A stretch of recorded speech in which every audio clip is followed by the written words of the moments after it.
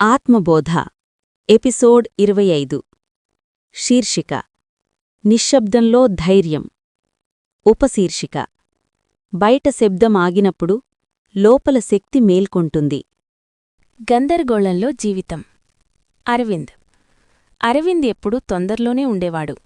నిర్ణయాలు, డెడ్లైన్లు, అభిప్రాయాలు ప్రతి ఒక్కరూ మాట్లాడుతున్నారు. ఎవర్ని వినాలో తెలీదు. అరవింద్ ఆలోచన: నేను ఏది చెయ్యాలో, ఎలా చెయ్యాలో నాకెందుకు స్పష్టంగా లేదు? అరణ్యంలో ఒంటరి ఆశ్రమం. ఒకరోజు అరవింద్ అరణ్యంలో ఉన్న ఒక చిన్న ఆశ్రమానికి చేరాడు.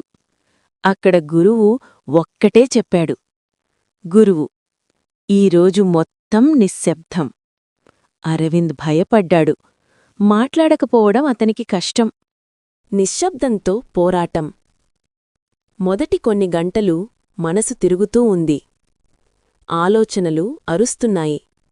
కాని అరవింద్ కూర్చుని శ్వాసను గమనించడం మొదలుపెట్టాడు. నిశ్శబ్దంలో పుట్టిన ధైర్యం.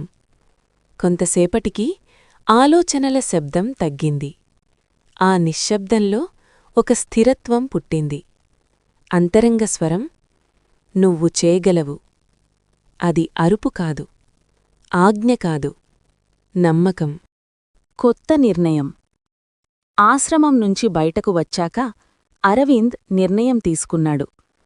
ఇతరుల అభిప్రాయాలపై కాదు, తన అంతరంగ ధైర్యంపై. భయం ఇంకా ఉంది, కాని ఇప్పుడు దానికి శబ్దం లేదు.